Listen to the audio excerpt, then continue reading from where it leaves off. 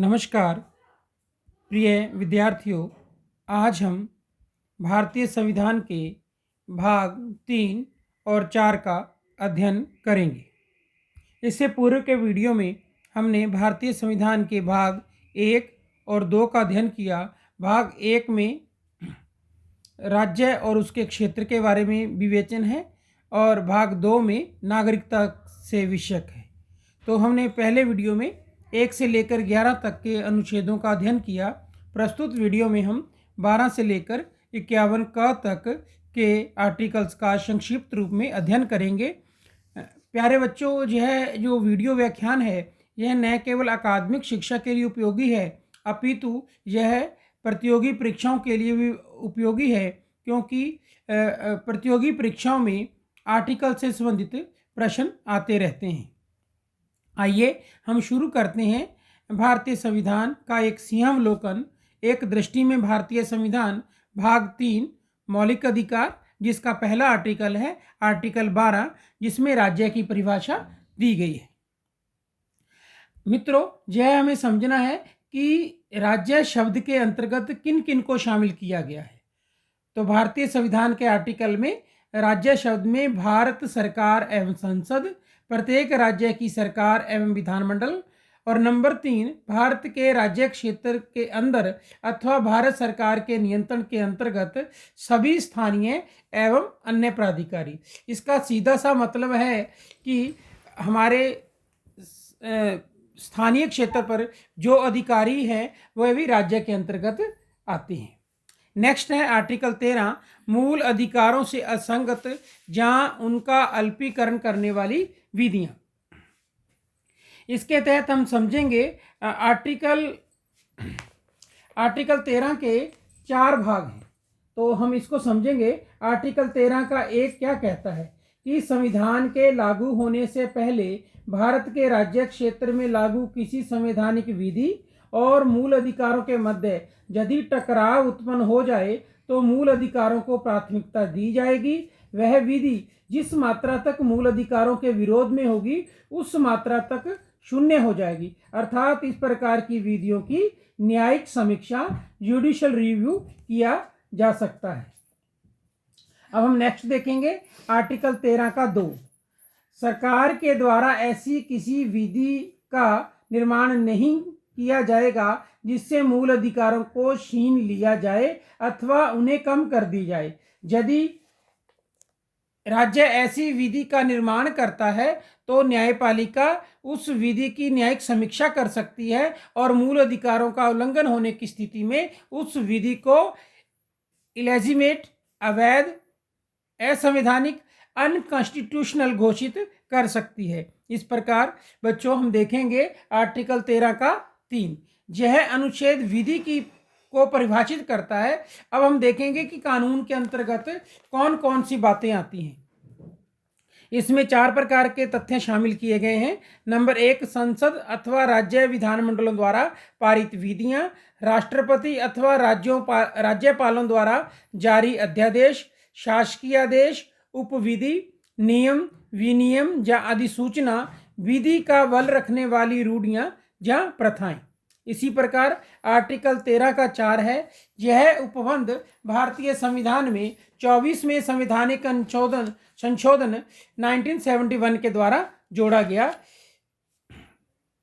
संविधान संशोधन की विधि के द्वारा इस भाग में वर्णित मूल अधिकारों को छीना जा सकता है। अर्थात संविधान संशोधन विधि सामान्य विधि से अलग है, परंतु गोलकनाथ वाद में यह अंतर अस्वीकार कर दिया गया। तो इस प्रकार हमने भारतीय संविधान के महत्वपूर्ण, जैसा कि डॉक्टर भीमराव अम्बेडकर ने कहा था कि संविधान की आत्मा भारतीय संविधान का आर्टिकल 32 है, तो हम यह कह सकते हैं कि आर्टिकल 13 भी कुछ कम नहीं है। अब हम देखेंगे कि भारतीय संविधान में मूल अधिकार जो पहला है समता का अधिकार। तो समता के अधिकार में 5 आर्टिकल हैं, 14, 15, 16, 17, 18। बच्चों में इस बात को अच्छी तरह से समझने का प्रयास करना है। अब हम देखेंगे कि आर्टिकल 14 में क्या है। आर्टिकल 14 विधि के समक्ष समानता की बात करता है। इसके अनुसार राज्य भारत के राज्य क्षेत्र में किसी व्यक्ति को विधि के समक्ष समता या विधियों के समान संरक्षण से वंचित नहीं करेगा। नेक्स्ट है आर्टिकल 15, धर्म, मूल, वंश, जाति, लिंग या जन्म स्थान के आधार पर विभेद का प्रतिषेध। इसमें आर्टिकल 15 में 5 भाग हैं इसके, तो हम इसको देखेंगे। 15 का 1, राज्य के द्वारा नागरिकों के साथ केवल धर्म, प्रजाति, जाति, लिंग, जन्म स्थान अथवा इनमें से किसी भी आधार पर भेदभाव नहीं किया जाएगा। 15 के 2 में वर्णित है, राज्य के द्वारा किसी भी नागरिक को धर्म, मूल, वंश, जाति, लिंग एवं जन्म स्थान के आधार पर उपरोक्त विषयों में किसी भी प्रकार का प्रतिबंध, दायित्व एवं अयोग्यता आरोपित नहीं की जाएगी। जैसे होटल, सार्वजनिक मनोरंजन के स्थान, दुकान, कुएं, तालाब, घाट, सड़क जो सार्वजनिक उपयोग के लिए हों अथवा पूर्णतः या आंशिक रूप से सरकारी वित्त प्राप्त संस्थानों में प्रवेश एवं उपयोग से रोका नहीं जा सकता। इसी प्रकार आर्टिकल 15 का 3, राज्य के द्वारा महिलाओं और बच्चों के उत्थान के लिए विशेष प्रावधान समानता के अधिकार का उल्लंघन नहीं है। इसी प्रकार आर्टिकल 15 का 4 क्या कहता है, राज्य के द्वारा सामाजिक और शैक्षणिक रूप से पिछड़े वर्ग के लोगों तथा अनुसूचित जातियों, जनजातियों के उत्थान के लिए किए गए उपाय समानता के अधिकार का उल्लंघन नहीं माना जाएगा और ना ही अनुच्छेद 29(2) के विरुद्ध होगा। चंपकम दोराई राजन बना मद्रास राज्यवाद में आर्टिकल 15(4) को पहले संविधान संशोधन के द्वारा जोड़ा गया। इसी प्रकार आर्टिकल 15 का 5 क्या व्यवस्था करता है, यह आर्टिकल 2005 में 93 संविधान संशोधन द्वारा जोड़ा गया। इसे मंडल 2 भी कहा गया। संविधान सामाजिक और शैक्षिक दृष्टि से पिछड़े वर्ग SC/ST के उत्थान के लिए सभी केंद्रीय शैक्षणिक संस्थाओं तथा निजी शैक्षणिक संस्थाओं में आरक्षण प्रदान किया जाएगा, परंतु यह आरक्षण अल्पसंख्यक शैक्षणिक संस्थानों पर लागू नहीं होगा। तो इस प्रकार हमने देखा कि आर्टिकल 15 में कौन कौन सी व्यवस्थाएं की गई हैं। जैसा कि हमने इसको डिटेल से पढ़ा कि आर्टिकल 15 के 5 भाग हैं, भाग 1, 2, 3, 4 और 5। ठीक है। अब नेक्स्ट है आर्टिकल 16, लोक नियोजन के विषय में अवसर की समानता। इसके भी अलग अलग पार्ट्स हैं, जैसे हम देखेंगे। आर्टिकल 16 का 1, सभी नागरिकों को राज्य के अधीन नियुक्ति एवं रोजगार में अवसर की समता होगी। आर्टिकल 16(2) क्या कहता है, राज्य के अधीन नियुक्ति और रोजगार में किसी भी नागरिक के साथ केवल जाति, धर्म, मूल, वंश, लिंग, जन्म स्थान, उद्भव और निवास के आधार पर किसी प्रकार का भेदभाव नहीं किया जाएगा। जैसा कि अभी हमने देखा 15(1) और 16(2) में क्या अंतर है, इसमें 2 शब्द और जोड़े गए हैं, उद्भव और निवास। इसी प्रकार हम देखेंगे आर्टिकल 16 का 3, संसद के द्वारा ऐसी विधि का निर्माण किया जा सकता है जिसके द्वारा संघ अथवा राज्य सरकार की सेवाओं को प्रदान करने में स्थानीय निवासियों को प्राथमिकता दी जा सकती है।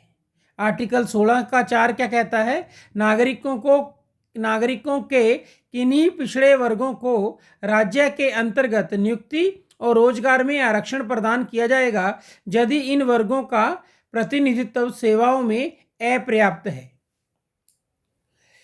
तो इस प्रकार हमने आर्टिकल 16 का 4 देखा। अब है 16 के 4 के भी दो पार्ट हैं। 16 का 4 का पार्ट ए 85 में संविधान संशोधन 2002 के द्वारा परिणामी वरिष्ठता की संकल्पना को स्वीकार कर लिया गया, जिसके अनुसार SC/ST की वरिष्ठता का निर्धारण पदोन्नति की तिथि से माना जाएगा, न कि नियुक्ति की तिथि से। आर्टिकल 16 का 4 का दूसरा जो पार्ट है, बी पार्ट, वो 81 में संविधान संशोधन 2000 के द्वारा खाली पड़ी बैकलॉग रिक्तियों के लिए 50% की सीमा को हटा दिया गया, जिसका अभिप्राय है कि बैकलॉग सीटों का 100% आरक्षित किया जा सकता है। नेक्स्ट है 16 का 5, किसी भी धार्मिक संस्था द्वारा अपने संस्थानों की नियुक्ति में अपने धर्म से जुड़े लोगों को प्राथमिकता दी जा सकती है। तो इस प्रकार विद्यार्थियों हमने यह देखा कि आर्टिकल 16 के 7 भाग हैं। 16(1), 16(2), 16(3), 16(4), 16(4) का ए, 16(4) का बी और 16(5). अब हम नेक्स्ट देखेंगे आर्टिकल 17 अस्पृश्यता का अंत। इसके अंतर्गत छुआछूत को प्रतिबंधित किया गया है, परंतु संविधान में अस्पृश्यता को परिभाषित नहीं किया गया है। अस्पृश्यता निवारण अधिनियम 1955 के अंतर्गत छुआछूत एक दंडनीय अपराध है। अब इस अधिनियम का नाम बदलकर सिविल अधिकार संरक्षण अधिनियम 1976 कर दिया गया है। इस आर्टिकल की प्रकृति कैसी है? यह एक निरपेक्ष अधिकार है, अब्सोल्यूट राइट है। संसद ने विधि का निर्माण करके इसे लागू किया है। अब नेक्स्ट है उपाधियों का अंत, जो कि समता के अधिकार का अंतिम आर्टिकल है। राज्य के द्वारा किसी भी प्रकार की उपाधि नहीं दी जाएगी, परंतु शैक्षणिक और सैन्य उपाधियों पर रोक नहीं है। कोई भारतीय नागरिक विदेशी राज्य से उपाधि नहीं लेगा।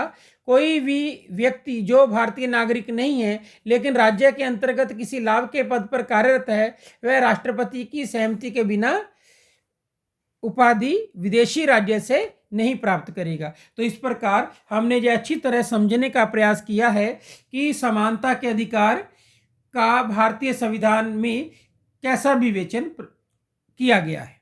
आर्टिकल 14, आर्टिकल 15, 16, 17, 18 इनको हमने अच्छी तरह से समझने का प्रयास किया है। इस प्रकार हम आगे देखेंगे स्वतंत्रता का अधिकार। अब स्वतंत्रता के अधिकार में 4 आर्टिकल हैं, 19, 20, 21, 22। इसको थोड़ा ध्यान से समझने की आवश्यकता है, क्योंकि इसके भी आगे कई सारे पार्ट्स हैं। जैसे आर्टिकल 19 में है वाक स्वतंत्रता आदि विषयक कुछ अधिकारों का संरक्षण। इसमें 6 इसके पार्ट्स हैं, उनको हम समझने का प्रयास करेंगे। पहला है 19 का 1, या 19 का ए भी हम इसे कह सकते हैं, वाक एवं अभिव्यक्ति की स्वतंत्रता। यह प्रत्येक नागरिक को अभिव्यक्ति दर्शाने, मत देने, विश्वास एवं अभियोग लगाने की मौखिक, लिखित, छपे हुए मामलों पर स्वतंत्रता देता है। उच्चतम न्यायालय ने वाक एवं अभिव्यक्ति की स्वतंत्रता में निम्नलिखित को शामिल किया है। अब इसमें किस किस को शामिल किया है अभी मैं आपको बताता हूं।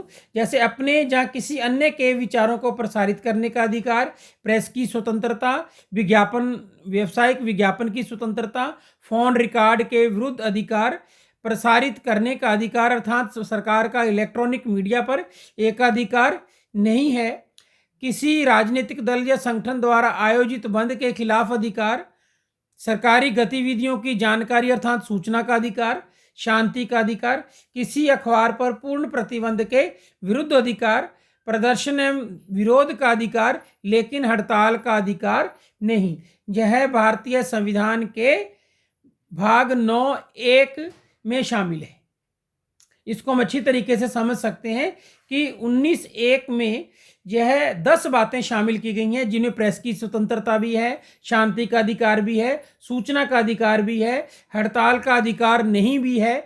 तो इन सारी चीज़ों को हम समझ सकते हैं। जैसे प्रतियोगी परीक्षा में अक्सर ऐसे प्रश्न पूछे जाते हैं कि प्रेस की स्वतंत्रता भारतीय संविधान के किस भाग में या किस आर्टिकल के किस पार्ट में उल्लेखित है। तो अगर हमने इसका ध्यान से अध्ययन किया है तो हम इसको अच्छी तरीके से बता सकते हैं। नेक्स्ट है 19(1) का बी, शांतिपूर्ण हथियार रहित सम्मेलन की स्वतंत्रता। किसी भी नागरिक को बिना हथियार के शांतिपूर्वक संगठित होने का अधिकार है।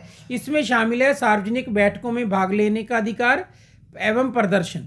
इस स्वतंत्रता का उपयोग केवल सार्वजनिक भूमि पर बिना हथियार के किया जा सकता है। नेक्स्ट है आर्टिकल 19(1) का सी, समूह एवं संघ बनाने की स्वतंत्रता। भारतीय संविधान के 97वें संविधान संशोधन के बाद इसमें सहकारी समितियों के निर्माण की भी स्वतंत्रता दी गई है। अब हम देखेंगे 19(1) का डी, भारत के समूचे भूभाग में अबाध आवागमन का अधिकार। इसके बाद 19(1) का ई, भारत के किसी भी भाग में निवास या बसने का अधिकार। फिर 19(f) संपत्ति का अधिकार, जिसे 44वें संविधान संशोधन 1978 के द्वारा निर्सित करके आर्टिकल 300 क के अंतर्गत सांविधिक अधिकार बना दिया गया है। इसके बाद है आर्टिकल 19(1) का जी, व्यवसाय, आजीविका, वृत्ति का अधिकार। तो इस प्रकार हमने आर्टिकल 19 का अध्ययन किया जिसमें 6 अधिकारों की बात की गई है। आर्टिकल 19(1) का ए, बी, सी, डी, ई, एफ और जी। जैसा कि हमें ध्यान है इसमें एफ को हटा दिया गया है। तो इस प्रकार भारतीय संविधान के मौलिक अधिकार, स्वतंत्रता का अधिकार के आर्टिकल 19 के 6 भाग हैं। अब नेक्स्ट हम देखेंगे आर्टिकल 20, जिसमें है अपराधों के लिए दोष सिद्धि के संबंध में संरक्षण।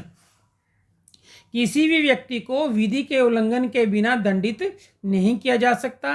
यह अधिकार सभी व्यक्तियों को प्राप्त है, चाहे वो नागरिक हो चाहे वो विदेशी हो।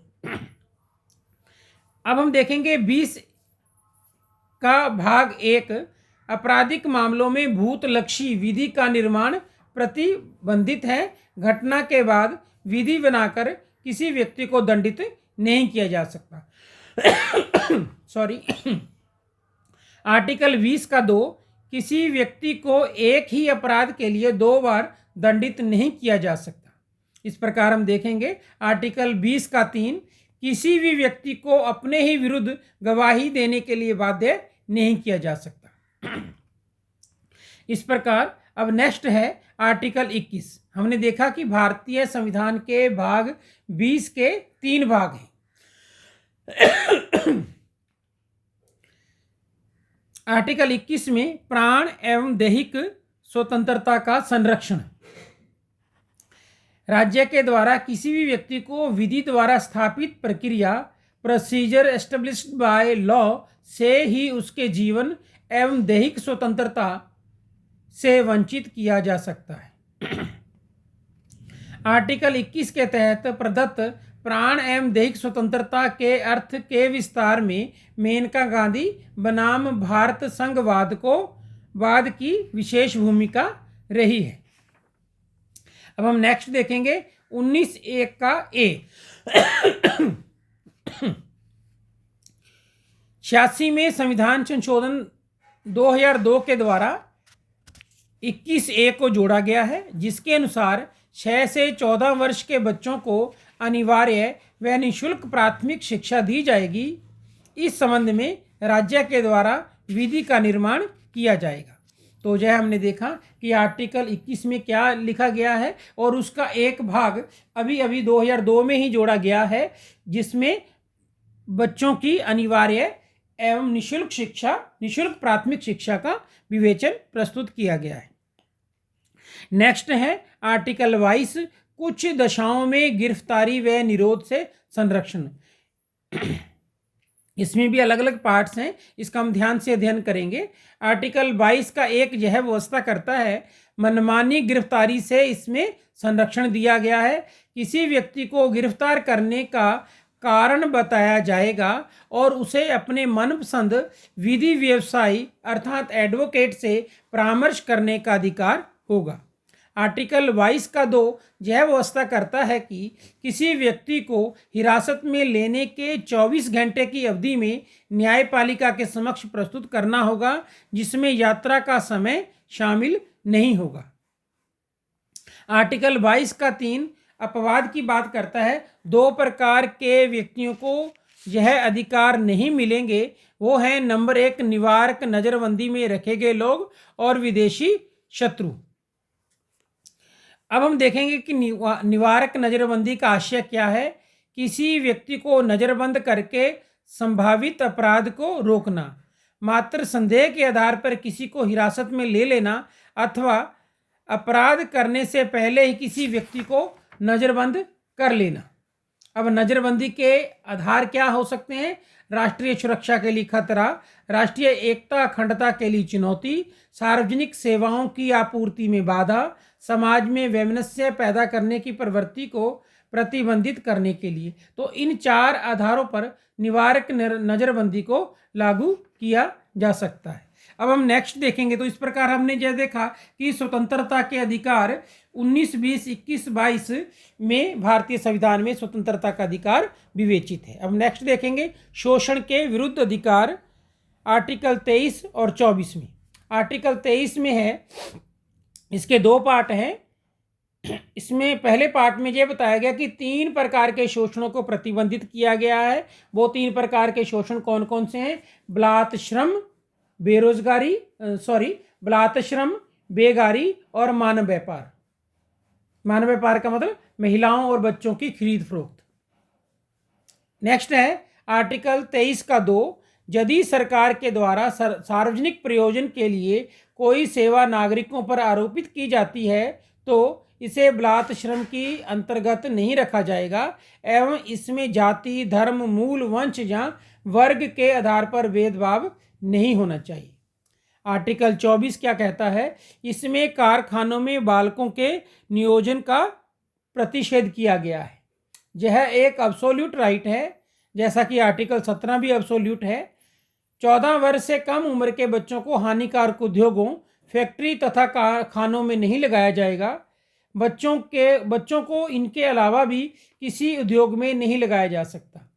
न्यायपालिका के आदेश द्वारा बाल पुनर्वास कोष, चाइल्ड रिहेबिलिटेशन फंड की स्थापना की गई है।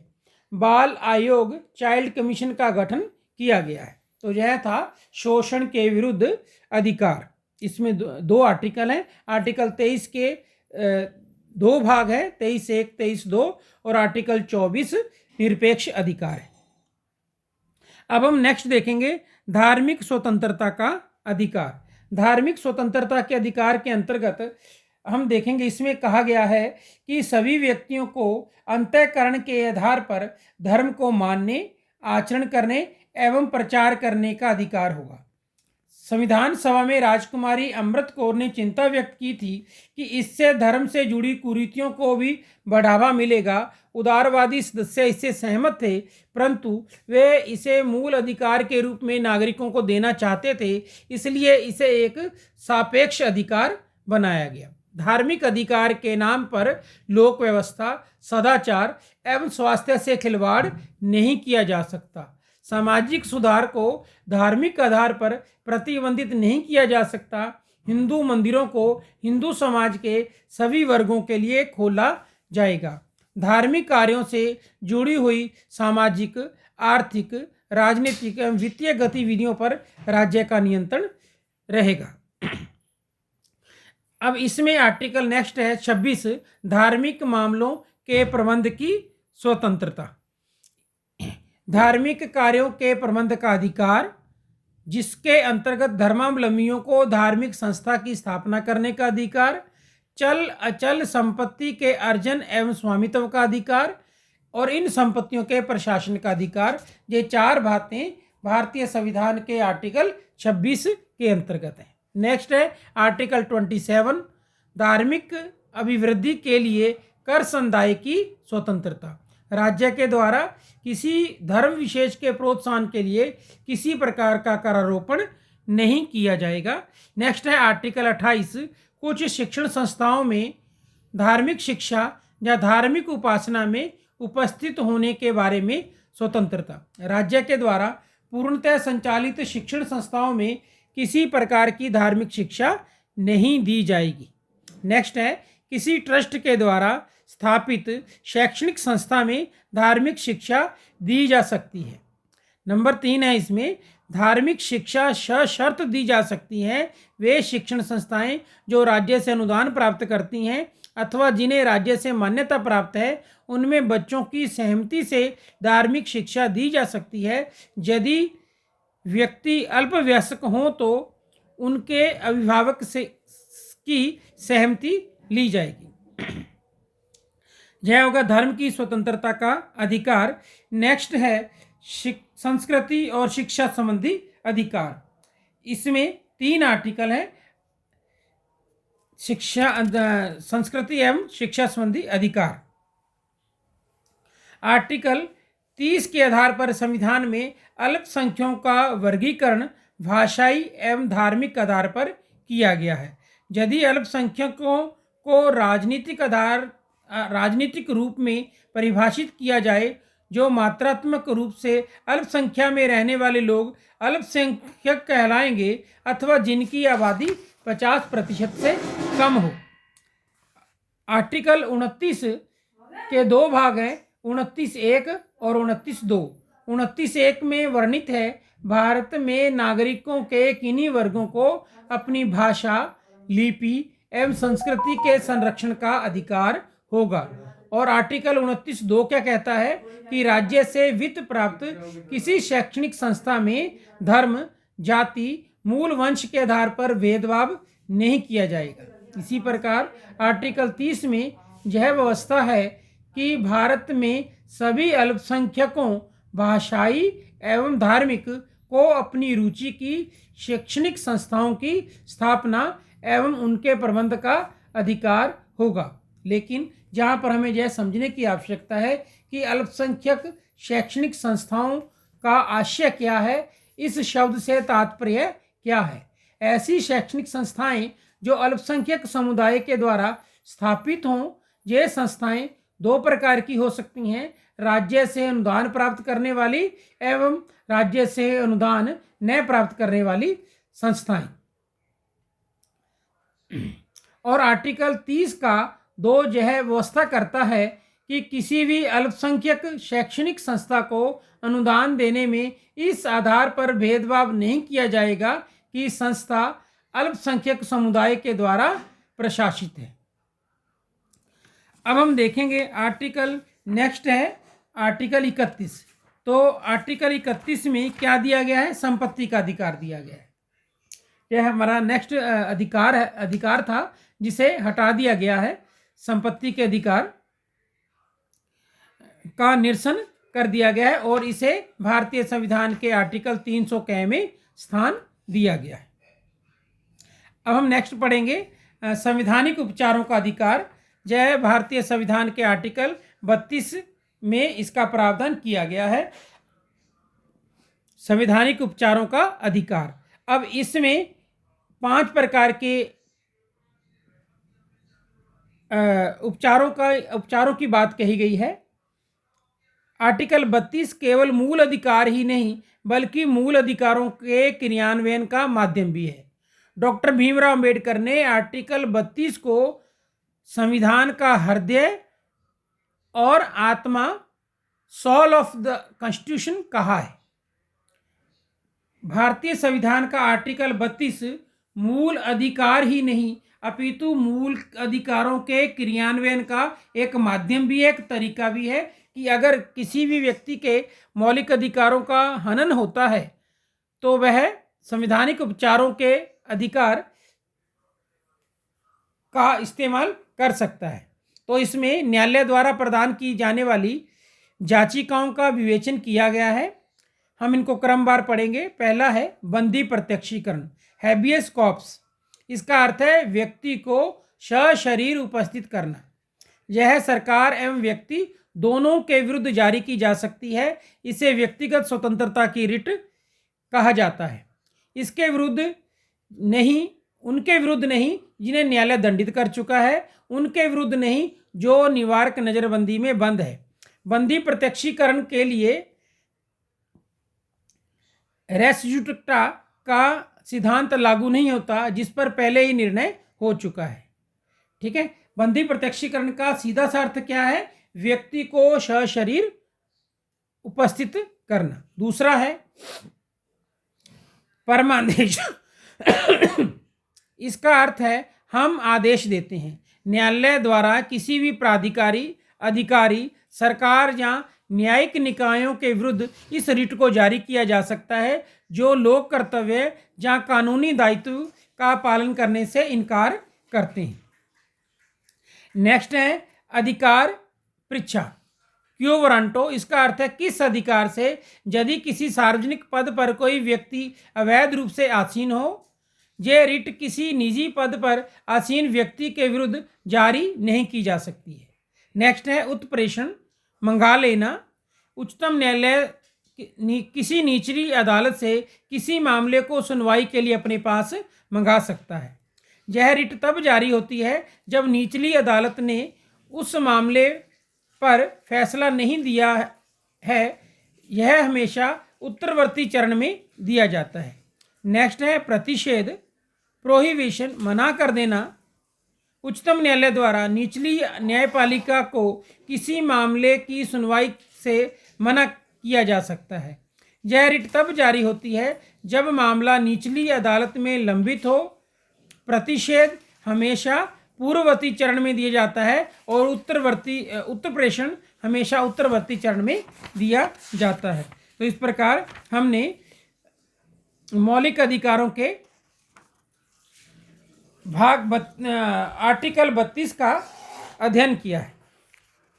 आर्टिकल 33 में इस बात का विवेचन किया गया है कि सैन्य बलों एवं अर्धसैन्य बलों में कार्यरत लोगों के लिए मूल अधिकारों को प्रतिबंधित किया जा सकता है। इसके अंतर्गत मूल अधिकारों को प्रतिबंधित करने के लिए संसद के द्वारा विधि का निर्माण किया जाएगा, विधानसभा के द्वारा नहीं। इसी प्रकार आर्टिकल 34 में जब किसी क्षेत्र में सेना विधि प्रवृत्त है तब इस भाग द्वारा प्रदत्त अधिकारों पर निर्बंधन। यदि किसी क्षेत्र में मार्शल लॉ सैन्य अधिनियम लागू हो तो उस क्षेत्र के लिए मूल अधिकारों को स्थगित किया जा सकता है, जैसे सशस्त्र बल विशेषाधिकार कानून 1920, AFSPA armed force special power act 1958। इसी तरह से हम देखेंगे आर्टिकल 35 क्या कहता है, इस भाग के उपबंधों को प्रभावी करने का विधान। आर्टिकल 35 में केवल संसद को कुछ विशेष मूल अधिकारों को प्रभावी बनाने के लिए कानून बनाने की शक्ति प्रदान करता है। यह अधिकार राज्य विधानमंडल को प्राप्त नहीं है। यह व्यवस्था सुनिश्चित करती है कि भारत में मूल अधिकारों एवं दंड व उनके प्रकार में एक रूपता है। तो इस प्रकार हमने मौलिक अधिकारों के आर्टिकल 12 से लेकर 35 का अध्ययन किया। अब हम देखेंगे राज्य नीति के निर्देशक तत्व। आर्टिकल 36 में राज्य की परिभाषा दी गई है। आर्टिकल 37 में इस भाग में अंतर्विष्ट तत्वों के लागू होने की बात की गई है। आर्टिकल 38 में राज्य लोक कल्याण की अभिवृद्धि के लिए सामाजिक व्यवस्था बनाएगा। 39 में राज्य द्वारा अनुसरणीय कुछ नीतिगत तत्व हैं। 39 का जो बाद में जोड़ा गया समान न्याय और निशुल्क विधिक सहायता की बात करता है। आर्टिकल 40 ग्राम पंचायतों का संगठन की व्यवस्था करता है। आर्टिकल 41 कुछ दशाओं में काम, शिक्षा और लोक सहायता पाने के अधिकार का विवेचन करता है। आर्टिकल 42 काम की न्याय संगत और मानवोचित दशाओं का तथा प्रसूति सहायता का उपबंध स्थापित करता है। आर्टिकल 43 कर्मकारों के लिए निर्वाह मजदूरी आदि की व्यवस्था करता है। 43 का उद्योगों के प्रबंध में कामकारों का भाग लेना, जिसे बाद में जोड़ा गया है। आर्टिकल 44 नागरिकों के लिए एक समान सिविल सहायता का सृजन करता है। आर्टिकल 45 बालकों के लिए निःशुल्क और अनिवार्य शिक्षा का उपबंध करता है। आर्टिकल 46 अनुसूचित जाति, अनुसूचित जनजाति तथा अन्य दुर्बल वर्गों के शिक्षा और अर्थ संबंधी हितों की अभिवृद्धि करता है। पोषाहार और जीवन स्तर को ऊंचा करने और तथा लोक स्वास्थ्य को सुधार करने का राज्य के कर्तव्य का विवेचन करता है। 48 कृषि और पशुपालन का संगठन। 48 का जिसे बाद में जोड़ा गया है पर्यावरण का संरक्षण और संवर्धन और वन्य तथा वन्य जीवों की रक्षा। 49 राष्ट्रीय महत्व के स्मारकों, स्थानों और वस्तुओं का संरक्षण। और आर्टिकल 50 कार्यपालिका से न्यायपालिका का पृथक्करण। और 51 अंतर्राष्ट्रीय शांति और सुरक्षा की अभिवृद्धि की बात करता है। तो हमें पता लगा कि भारतीय संविधान का भाग 3 वाद योग्य है, जस्टिसएबल है, और भारतीय संविधान का भाग 4 राज्य की नीति के निर्देशक तत्व DPSP directive principles of state policy अवाद योग्य है, इनजस्टिसएबल है। इसी तरह से भारतीय संविधान का भाग 4 का मूल कर्तव्य है, जिसमें भारतीय नागरिकों के लिए कर्तव्यों का विवेचन किया गया है। तो इस प्रकार प्यारे बच्चों, हमने यह समझने का प्रयास किया कि भारतीय संविधान का भाग 3 मूल अधिकारों से संबंधित है, भारतीय संविधान का भाग 4 राज्य की नीति के निर्देशक तत्वों से संबंधित है, और भारतीय संविधान का भाग 4 का मूल कर्तव्यों से संबंधित है। जैसा कि हम सभी जानते हैं कि अधिकार की बजाय हमें कर्तव्यों पर ध्यान देना चाहिए। First duty and then rights. अगर हम कर्तव्यों का पालन करते हैं तो अधिकार हमें अपने आप स्वमेव हासिल हो जाते हैं। भारतीय संविधान में न केवल मूल अधिकारों की बात की गई है, अपितु मूल कर्तव्यों की बात भी की गई है। सरदार स्वर्ण सिंह की अनुशंसा पर भारतीय संविधान में मूल कर्तव्यों की व्यवस्था की गई है। तो इस प्रकार हमने इस वीडियो व्याख्यान के माध्यम से भारतीय संविधान के अनुच्छेद 12 से लेकर 51 का तक का अध्ययन किया। नेक्स्ट वीडियो में हम आगे के आर्टिकल्स को समझने का प्रयास करेंगे। तो इन 2 वीडियोज़ के अंतर्गत हमने भारतीय संविधान के आर्टिकल 1 से लेकर 51 का तक का अध्ययन कर लिया, जो आपके लिए बहुत उपयोगी साबित होगा। धन्यवाद।